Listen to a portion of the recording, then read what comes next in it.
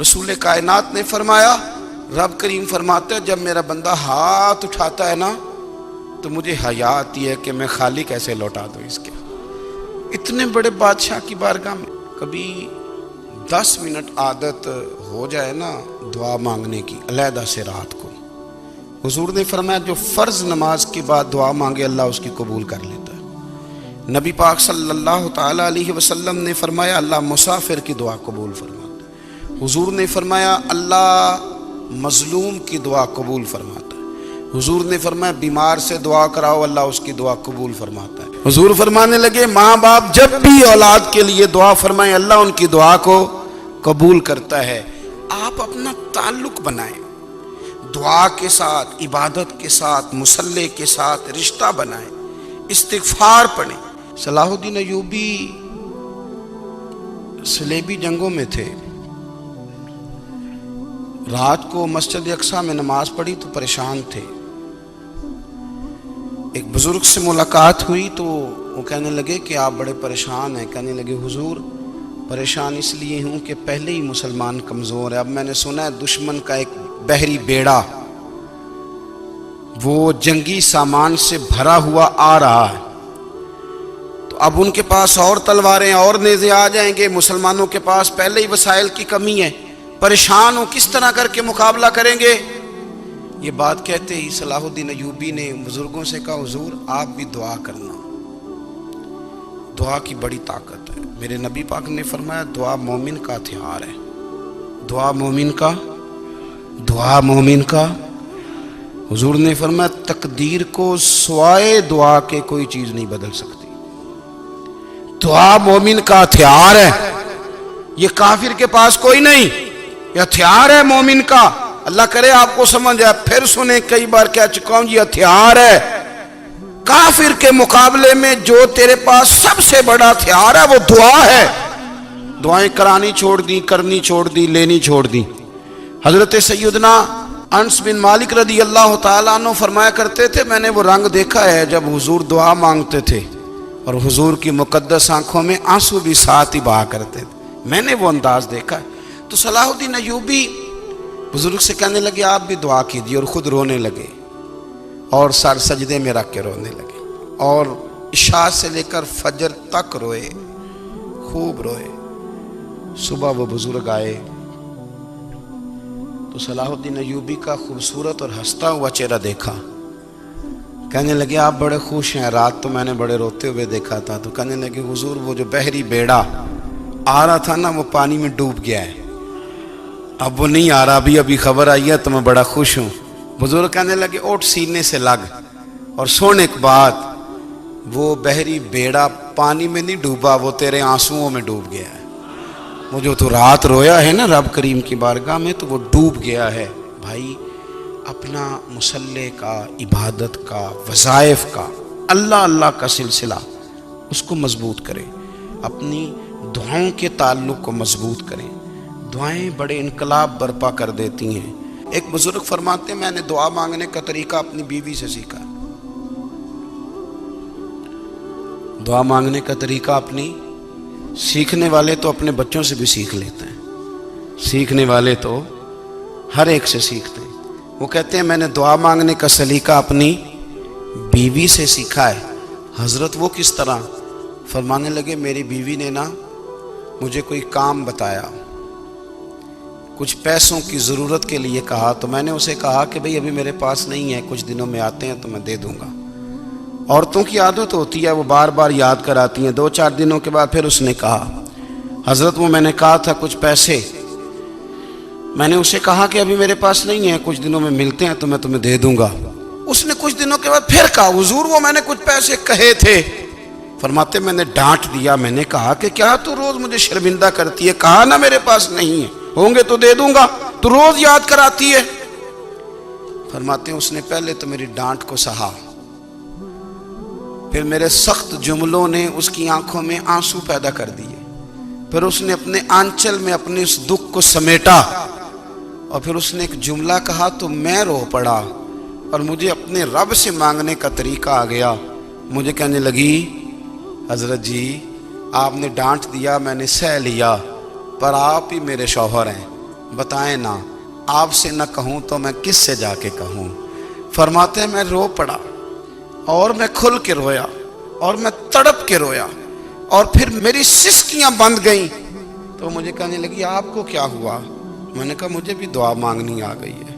جب میں اسے کہوں گا نا اللہ تو ہی میرا رب ہے، میں تجھ سے نہ کہوں تو میں کس سے جا کے کہوں؟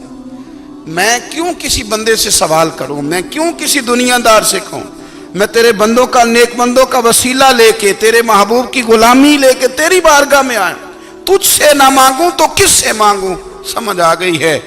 جب میں اس رنگ میں مانگوں گا تو میرا رب میرے اوپر بڑا ہی فضل فرمائے گا، وہ میرے اوپر بڑی رحمت کرے گا، وہ میرے لیے آسانیاں کرے. عزیز دوستو، ہم اس طرح کرنے لگ گئے ہیں کہ ہم نے نا اپنے تعلقات پر اعتماد کرنا شروع کر دیا ہے. میرے تعلقات بہت ہیں. ہم نے اپنی دولت پر اعتماد کرنا شروع کر دیا ہے. میرے پاس دولت بہت ہے. ہم نے اپنے علم پر، اپنی شہرت پر اعتماد کرنا شروع کر دیا ہے کہ میرے پاس فلاں چیز بہت ہے. یاد رکھنا، جب بے نیاز اپنی صفت بے نیازی دکھاتا ہے تو بڑی بڑی دولتوں والے مجبور نظر آتے ہیں. بھائیو، جب انسان کا رشتہ اپنے مالک کے ساتھ ہوتا ہے پھر تو غم بھی کچھ نہیں کہتے، پریشانیاں بھی کچھ نہیں کہتی. پھر تو زندگی صبر والی، پھر تو زندگی توکل والی، پھر تو زندگی بھروسے والی. پھر انسان اپنے آپ کو رسوا نہیں کرتا. دنیا داروں سے امیدیں اس کی ختم ہو جاتی، امیدیں اللہ رسول سے لگا لیتا ہے. مضبوط ہو جاتا ہے، مضبوط، طاقتور ہو جاتا ہے، خوددار ہو جاتا ہے، باوقار باعزت ہو جاتا ہے. حضرت بہلول دانا رحمت اللہ علیہ بیٹھے تھے تو ہارون رشید حج کر کے آ رہا تھا. تو رستے میں حضرت شیخ سے ملاقات ہو گئی تو السلام علیکم کے بعد کہنے لگا حضور کوئی حکم ہو تو بتائیے گا. تو حضرت بہلول دانا فرمانے لگے تیرا رب کون ہے؟ اس نے کہا اللہ. تو فرمایا میرا کون ہے؟ کہا اللہ. فرمانے لگے تو بڑا ہی بیوقوف ہے، کیا تو یہ سمجھتا ہے کہ رب ہارون رشید کو تو دے گا اور بہلول دانا کو بھول جائے گا؟ تیرا بھی وہی رب ہے، میرا بھی وہی رب ہے. اس نے اگر تجھے دے کے آزمایا ہے تو ہو سکتا ہے مجھے نہ دے کے آزما رہا ہو. جب اس کی حکمت کے تقاضے ہوں گے تو عطا کرے گا اور دے گا. تو جا اپنا کام کر. بھائی، اپنی روحانی زندگی، اپنی عبادات، اپنے وظائف، اپنے روزمرہ کے معاملات، اپنی دعائیں، اپنا استغفار. دیکھو کوئی مشکل کام تو نہیں. 2 رکوع ہیں سورہ واقعہ کے، اگر رات کو پڑھ لی جائے تو. میں کس طرح یہ بات بیان کروں کہ تعویذ بانٹنا آسان ہے اور وظیفہ بتانا مشکل ہے. سارا دن تعویذ بانٹیں تو لوگ لینے کو تیار ہیں، اور اگر آپ وظیفہ بتائیں تو کہتے ہیں تو مشکل کام ہے.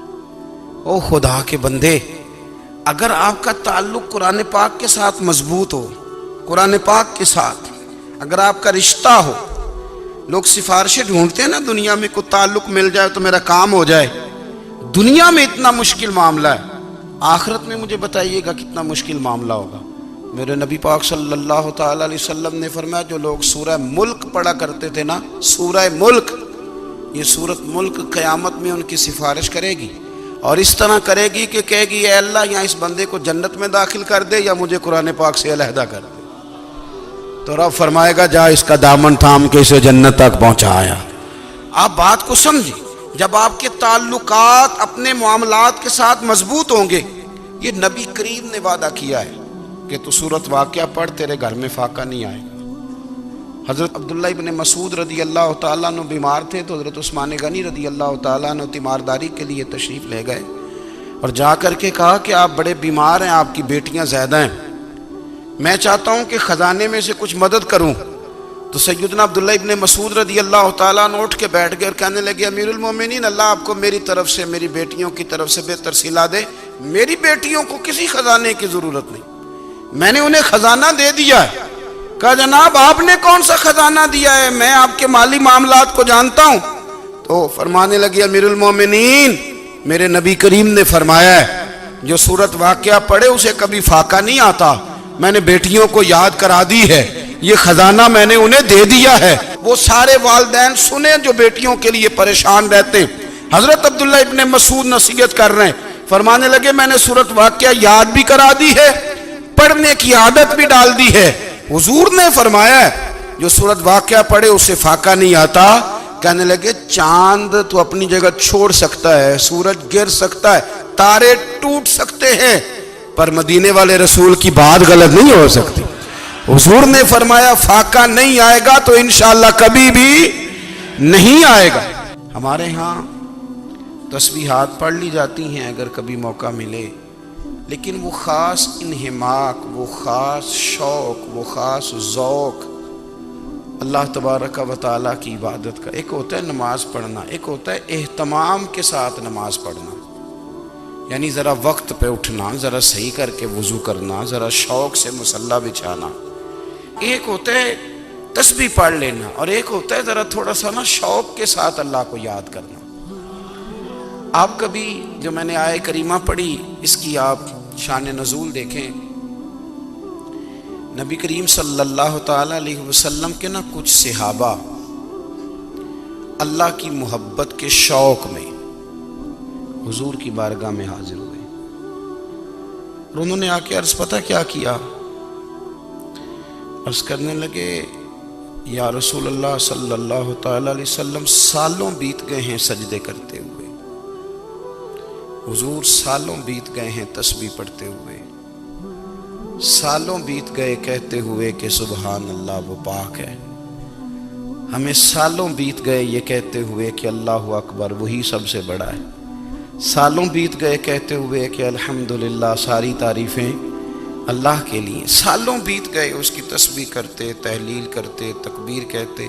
حضور اب نہ ہمارا اپنے رب سے ملنے کو جی چاہتا ہے، کبھی اے حقیقت منتظر نظر آنا لباس مجاز میں، لاکھوں سجدے تڑپ رہے ہیں میری جبین نیاز میں. اور اقبال کہنے لگے کہ تیرے عشق کی انتہا چاہتا ہوں، تو میری سادگی دیکھ کیا چاہتا ہوں، میرا ذرا سا تو دل ہے مگر شوق اتنا، میں وہی لن ترانی سنا چاہتا ہوں. میرا بھی دل کرتا ہے کہ اللہ میں تجھے کہوں میں تجھے دیکھنا چاہتا ہوں جس طرح حضرت موسیٰ کلیم علیہ السلام نے کہا تھا، اور تو مجھے کہے کہ لن ترانی تو نہیں دیکھ سکتا، ذرا سا تو دل ہے مگر شوق اتنا، میں بھی وہی لن ترانی سنا چاہتا ہوں. پھر کہنے لگے بھری بزم میں راز کی بات کہہ دی، بڑا بے ادب ہوں سزا چاہتا ہوں. دیکھو سب لوگوں کے بیچ ہی میں نے یہ کہہ دیا. میرے عزیز صحابہ نا شوق میں، کتنے سارے لوگ ہیں آپ، کتنی ماشاءاللہ بڑی تعداد میں آپ آئے ہیں. ہم بھی کبھی اس شوق میں گئے ہیں کہ ہمارے رب کو دیکھنے کو دل چاہتا ہے، ہمارا جی چاہے وہ کبھی ہمیں ملے، ہم کبھی اس کی زیارت کریں، اس کی بارگاہ کرم میں ہم حاضر ہوں. صحابہ نے عرض کیا یا رسول اللہ صلی اللہ تعالی وسلم ہمارا رب کہاں ہے؟ ہمارا نا اپنے رب کو دیکھنے کو جی چاہتا ہے. جب صحابہ نے یہ عرض کیا تو اللہ نے قرآن مجید نازل کیا، فرمایا وَإِذَا سَأَلَكَ عِبَادِي أَنِّي فَإِنِّي قَرِيبٌ. محبوب جب میرے بندے آپ کی بارگاہ میں آ کے میرے بارے میں پوچھے نا تو ان سے کہہ دینا میں ان کے قریب ہی ہوں، قریب ہی ہوں. دلیل کیا ہے؟ آئی اذا دان، یہ جب بھی مجھ سے دعا مانگیں گے میں ان کی دعاؤں کو قبول فرماؤں گا، میں ان کے قریب ہوں، میں ان کے قریب ہوں. یہ جب بھی دعا مانگیں گے نا میں قبول کروں گا، میں ان کے قریب ہوں. اللہ تبارک و تعالیٰ کے بندے اللہ سے محبت کرتے، رب کی بارگاہ میں جھکتے، اس کو اپنے دکھ سناتے، اس کے پیارے محبوب صلی اللہ تعالی علیہ وسلم کا وسیلہ لے کے اس کے حضور حاضر ہو جاتے، پیشانیاں سجدوں سے روشن ہوتی. ہم نہ ہر چیز کے لیے وقت نکالتے ہیں، ہر چیز کے لیے، لیکن عبادت کے لیے وقت نہیں نکالتے.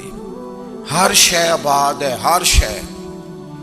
ہماری فیس بک بھی آباد ہے، واٹس ایپ بھی آباد ہے، ہمارے ٹویٹر بھی آباد ہیں، ہماری ہر چیز آباد ہے. سب سے کم آباد ہمارا مصلی رہ گیا ہے، سب سے کم. وہ لوگ اب ڈھونڈنے سے ملتے ہیں جن کی بغل میں مصلی ہوتا تھا. میرے بھائی آپ کتنا کو دنیا کے پیچھے بھاگو گے، تھکا دے گی.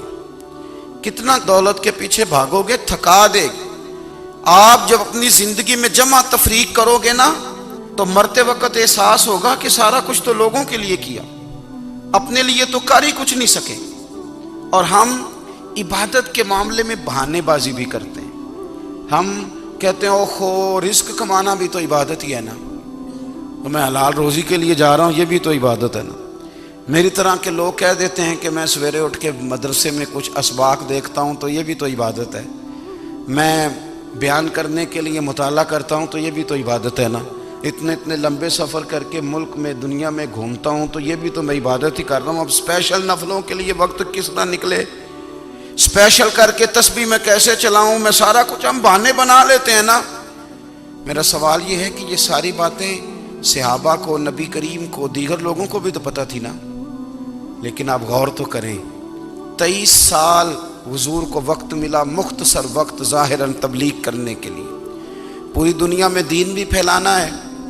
گھر میں 11 ازواج ہیں، 4 بیٹیاں ہیں، ان کی اولادیں، سارے کام کاج بھی دیکھنے ہیں، لیکن سیدہ طیبہ طاہرہ حضرت عائشہ صدیقہ رضی اللہ تعالیٰ عنہ فرماتی ہیں سارا دن تبلیغ کرتے، ہر غلام کے دکھ سنتے، گھر میں آتے تو اپنے گھر والوں کا خیال کرتے، کام میں ہمارا ہاتھ بٹاتے۔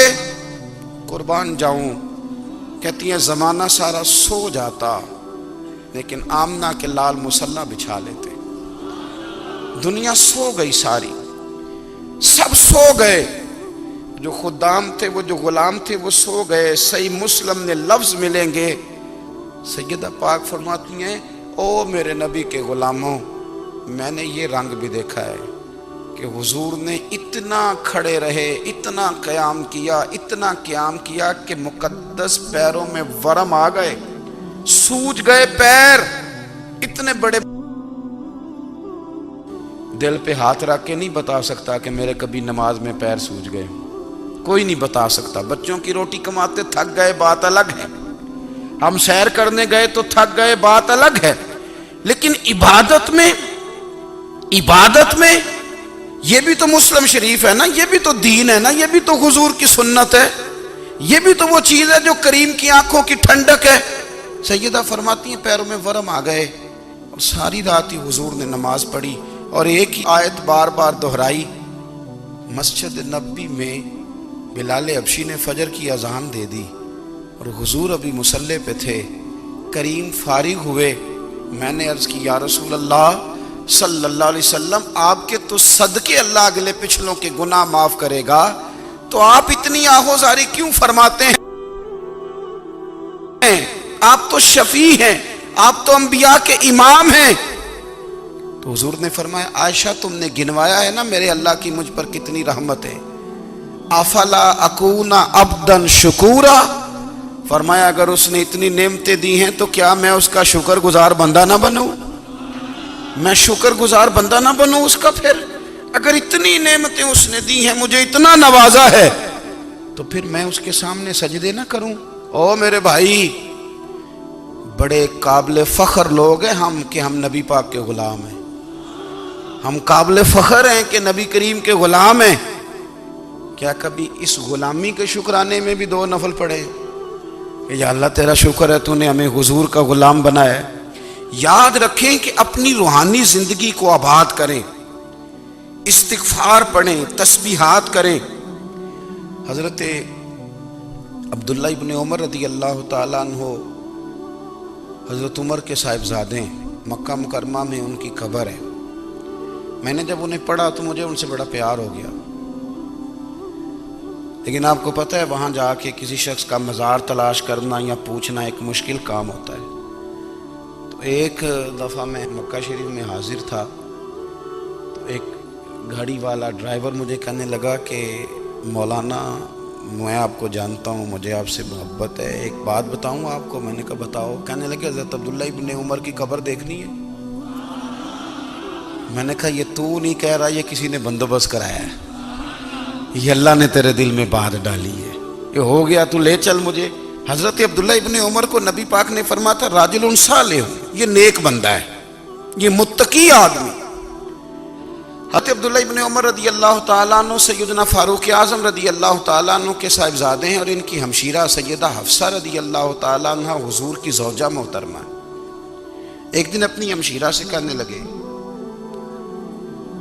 کہ نبی کریم صلی اللہ تعالیٰ علیہ وسلم گھر میں آئے نا، اور اگر حضور غم امت میں پریشان نہ ہوں، طبیعت کو حشاش بشاش دیکھو، تو ذرا پوچھنا تو صحیح حضور کا میرے بارے میں کیا خیال ہے، پوچھنا تو صحیح کہ کریم کی بارگاہ میں میرا کیا مقام ہے، میرے بارے میں حضور کیا فرماتے ہیں۔ اب بہن کو کام بتائے، اور بتائے بھی بھائی، اور پھر بہن وہ کام نہ کرے، یہ تاریخ میں ہوتا نہیں۔ حضرت عمر فاروق رضی اللہ تعالیٰ عنہ کی صاحبزادی ام المومنین رضی اللہ تعالیٰ عنہ فرماتی ہیں کہ میں تو بس منتظر تھی، انہوں نے تو کہا تھا نا کہ اگر تم حشاش بشاش دیکھو تو بات کرنا، لیکن حضور تشریف لائے، میری باری تھی، میرے گھر تشریف لائے، کھانا پیش کیا تو فوراً میں نے عرض کی حضور ایک بات پوچھنی تھی۔ تو حضور نے فرمایا پوچھئے۔ میں نے عرض کی حضور میرے بھائی عبداللہ ابن عمر کے بارے میں آپ کا کیا خیال ہے؟ نوجوانوں میری بات پہ غور کرنا، میرے بھائی کے بارے میں آپ کا کیا خیال ہے؟ تو نبی کریم صلی اللہ تعالیٰ علیہ وآلہ وسلم نے میری طرف دیکھا، اور پھر حضور زیر لب تھوڑا مسکرائے، اور بریلی کے امام کہتے ہیں کہ حضور مسکرا دیتے تھے نا تو جو بڑا دکھی ہوتا تھا وہ بھی ہنس پڑتا تھا۔ اب سوال پیدا ہوتا تھا کہ پھر تو اس مسکراہٹ کے لیے انتظار کرنا پڑتا ہوگا کئی مہینے کہ حضور مسکرائیں تو رونے والے ہنسیں، تو اعلیٰ حضرت فرماتے نہیں، انتظار نہیں کرنا پڑتا، یہ مسکراتے رہنا تو حضور کی عادت ہے۔ جس کی تسکین سے روتے ہوئے ہنس پڑے، اس تبسم کی عادت پہ لاکھوں سلام۔ یعنی یہ تو عادت ہے حضور کی مسکراتے رہنا، اس کے لیے انتظار نہیں کرنا پڑتا۔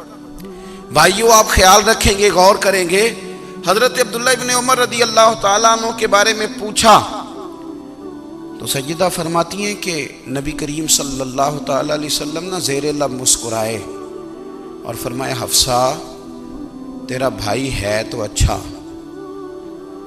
لیکن میں نے سنا ہے کہ عشاء کی نماز پڑھتا ہے تو فجر تک سویا ہی رہتا ہے۔ او نوجوانوں، 10 بجے تک سونے کی بات نہیں ہوئی، 9 بجے تک سونے کی بات نہیں ہوئی، 11 بجے اٹھنے کی بات نہیں۔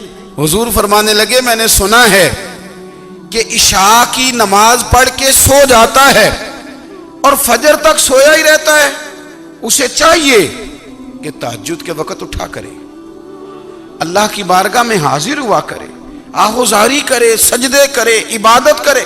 اٹھتا ہے اور فجر میں جا کے اٹھتا ہے۔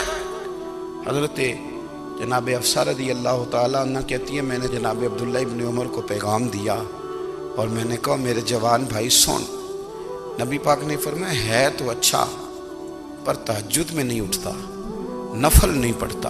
او میری ملت کے جوانوں، مزہ نہیں آ جاتا جب ساری دنیا سوئی ہو، ساری دنیا، اور بستر بھی گرم ہو اور نیند بھی پورا غلبہ کر رہی ہو، اور اچانک گھنٹی بجے دماغ میں، آنکھ کھلے، گھڑی پہ نظر پڑے، 3:30 4 بجے کا پیغام گھڑی بتائے، اور کوئی چڑھتی جوانی والا اٹھ کے وضو کرے، اور جب وہ مصلی کھول کے بچھائے تو مدینے والے محبوب کہتے ہیں کہ ہر نماز پہ رب ثواب دیتا ہے، اور جو اٹھ کے تہجد کی نماز پڑھے اسے دیکھ کے تو رب مسکراتا ہے، جو اس کی شان کے لائق ہے، جو اس کی شان کے لائق، وہ مسکراتا ہے، خوش ہوتا ہے کہ میرا بندہ تہجد میں اٹھ گیا، وہ مسکراتا ہے۔ کاش ہماری صبحیں کبھی اپنے مالک کے نام ہو جائیں، کاش کے صبحیں۔ حضرت ابو الحسن رحمۃ اللہ تعالیٰ علیہ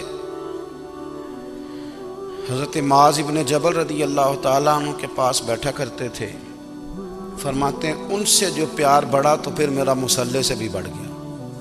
تابعی ہیں، فرماتے ہیں صحابی رسول سے محبت ہوئی تو ذکر سے بھی ہو گئی، پھر درود شریف سے بھی ہو گئی، محبت ان سے بڑھی تو پھر اللہ نے مسجد کا پیار بھی بڑھا دیا۔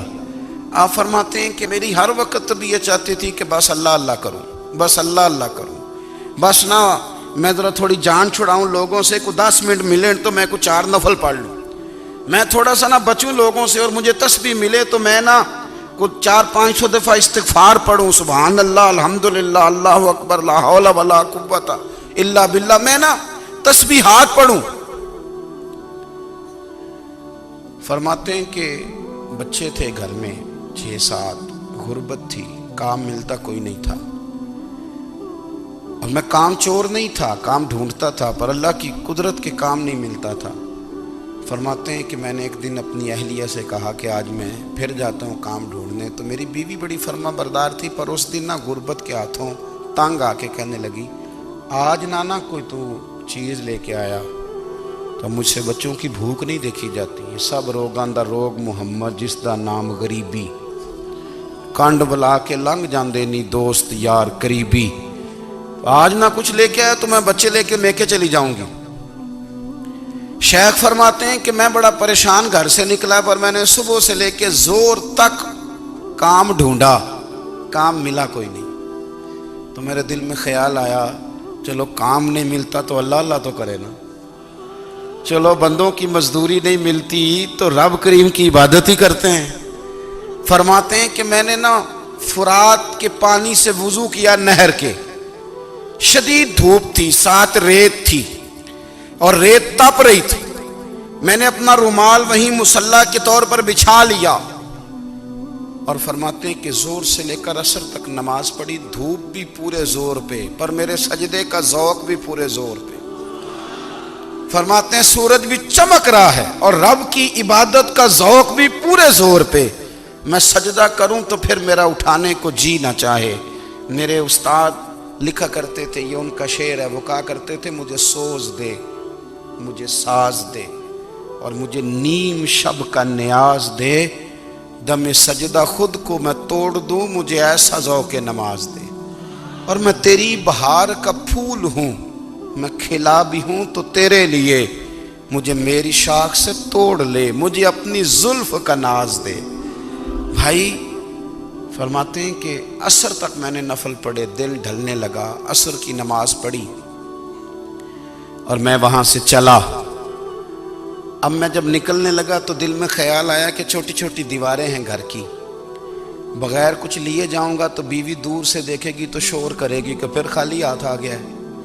کہتے میں نے اپنے اسی رومال میں جس پہ میں نے نماز پڑھی تھی نا، رومال میں کی آخی دے پنجابی جسافہ، کہتے ہیں اسی میں نا میں نے کچھ ریت بھر لی کہ وہ دور سے دیکھے گی تو سمجھے گی کچھ لے کے آیا ہے، چلو جا کے اسے بتا دوں گا کہ آج پھر مزدوری نہیں ملی۔ کہتے ہیں وہ ریت لے کر جب میں گھر میں گیا تو پہلے بیوی دروازے پہ کھڑی ہوتی تھی، پوچھتی تھی خالی ہاتھ آ گئے ہو؟ آج میں نے دیکھا تو ہے ہی کوئی نہیں۔ فرماتے ہیں میں اندر داخل ہوا، سلام لیے، کونے میں نے وہ رومال رکھ دیا اور میں نے آواز دی کہ بھلی مانس کہاں ہو؟ تو وہ کہنے لگی آپ منہ ہاتھ دھو لیں، میں روٹی لے کے آئی۔ میں نے کہا روٹی کہاں سے آ گئی؟ یہاں تو کئی دنوں کے فاقے، تو کئی دنوں کی غربت ہے، یہاں تو اس گھر میں تو فقیری ہے۔ فرماتے ہیں کہ وہ روٹی لے کے آئی اور اس وقت کی جو موجودہ نعمتیں تھیں، سمجھ لیں سلاد، اچار، ہر چیز ساتھ لائی۔ میں نے کہا کہ بچے کہاں گئے؟ کہنے لگی وہ کھانا کھا کے کھیلنے گئے، آپ کھانا کھا لیں آ جاتے ہیں۔ کھانا اس نے چن دیا۔ میں نے حیرت انگیز لہجے میں ساری نعمتیں اپنے دسترخوان پہ دیکھ کر کے بیوی سے پوچھا یہ کہاں سے آیا کھانا؟ بچوں کو تو نے کہاں سے کھانا کھلایا؟ یہ سارا کچھ کیسا ہے؟ تو کہنے لگی پتہ نہیں آج آپ کس کریم کی مزدوری کرنے چلے گئے تھے، پتہ نہیں کس کریم کی، میرے گھر میں تو اتنی نعمتیں آئی ہیں کہ مجھ سے سنبھالی نہیں جا رہی، اتنا اناج ہے، اتنا گندم ہے، کس کریم کے دروازے آج چلے گئے تھے؟ یہ کہتے کہتے وہ اٹھی اور اٹھ کر کے کہنے لگی پہلے بڑا کچھ آیا تھا، اب کیا لے آئے ہو؟ اور جا کر کے نا اس نے وہ ریت والا رومال کھولا، کہنے لگے میں تو لے کے آیا تھا ریت، تو میرے رب نے اسے بھی سونے اور ہیرے بنا دیا تھا۔ نبی کریم علیہ السلام نے فرمایا بندہ نفلوں کے ذریعے رب کے قریب جاتا ہے، اور اتنا قریب جاتا ہے کہ پھر اللہ اس کی زبان بن جاتا ہے، اللہ اس کی آنکھیں بن جاتا ہے، کان بن جاتا ہے، ہاتھ اور پیر بن جاتا ہے۔ تو یہ تو عبادت ہے، یہ تو اللہ کی بارگاہ کی حاضری ہے جو آپ کو اللہ کے قریب کرے گی۔ تو اپنے نماز کو اہمیت دے کے ادا کریں، نمازیں موبائل بند کر کے ادا کریں. دیکھیں نا کچھ لوگ کہتے ہیں مجھے ٹائم نہیں ملتا نماز کا، تو میں کہتا ہوں یہ آپ نے بڑی جرت کی بات کی ہے. مجھے کو میرا پیر بھائی کہہ دے نا میرے پاس ٹائم نہیں آپ کو ملنے کا، تو میں کہتا ہوں آج کے بعد آنا ہی نہ. تو کیا سمجھتا ہے تو بہت بڑا آدمی ہے، تیرے پاس ٹائم نہیں ہے اور ہمیں ملنے کا ٹائم، موج کر. تو آپ نے اللہ رسول کو ہی کہہ دیا ٹائم نہیں. اور عجیب فلسفہ ہے نا، کہا جائے نماز پڑھنے آؤ تو کہتے ہیں کپڑے ٹھیک نہیں، اور کہا جائے کہ آؤ ذرا دعوت پہ چلیں تو کہتے ہیں 1 منٹ ٹھہر میں کپڑے بدل کے آیا. نماز کے لیے کہا تو کہتے ہیں ٹھیک نہیں، دعوت کے لیے کہا تو کہتے ہیں میں ذرا تیاری کر لوں، یوں جانا مناسب نہیں. یہ معاملہ ٹھیک نہیں. رب تو فرماتا ہے کہ جب تو مسجد میں آ تو زینت اختیار کر کے آ، خوب ذوق سے دعا مانگیں، خوب شوق سے نماز پڑھیں، خوب استغفار کا مزاج بنائیں. آپ لوگوں کے بیچ رہ کے سکھ حاصل کرنا چاہتے ہیں، لیکن آپ کو پتہ ہے کئی مہینے غار حرا میں رہنا بھی مدینے والے محبوب کا طریقہ ہے. ہر سال اعتکاف بیٹھنا الگ سے، یہ بھی حضور کا طریقہ ہے. مسجد نبوی کے اندر دروازہ کھلتا تھا نبی کریم کا، پر گھر کے اندر نفل پڑھے نبی پاک. اور حضور فرماتے ہیں کچھ نفل نماز گھر میں بھی پڑھا کرو، گھر کو قبرستان نہ بناؤ. ہمارا گھر اللہ کے ذکر سے آباد ہوگا. اگر ہم نماز پڑھیں گے نا، میں جب سنت پڑھنے کے لیے گھر میں کھڑا ہوتا ہوں تو میرا جو 2.5-3 سال کا بیٹا ہے نا، وہ بھی میرے ساتھ نماز پڑھنی شروع کر دے. اسے پتہ کوئی نہیں نماز کیا ہوتی ہے، لیکن وہ بھی نا سجدہ نہ بھی کرنا ہے تو ساتھ لیٹ ضرور جاتا ہے. پتہ چلا بچے لیکچر دینے سے نماز نہیں پڑھتے، نماز شروع کر دیں تو بچے بھی شروع کر دیتے ہیں. ہم جب پریشان ہوتے ہیں تو لیکچر دیتے ہیں، تو لیکچر تو باہر شاید چل جائے، گھر میں کیسے چلے گا؟ گھر میں تو عمل چلے گا. تو میرے عزیز، آج کے اس روحانی اجتماع میں ہمارے دوستوں نے جو محنت کی، ہم نے بار بار اپنی نیت سے پوچھا خدا ہمیں معاف کرے اگر کوئی ذاتی شہرت ہے، کوئی ہمارے ذاتی مفادات ہیں، رب ہمیں ہدایت دے. ہماری یہ خواہش تھی کہ روحانی اجتماع ہمیں تھوڑا سا اللہ اور اس کے رسول کے جانب مائل کرے، کچھ ہمارا رشتہ مصلی کے ساتھ مضبوط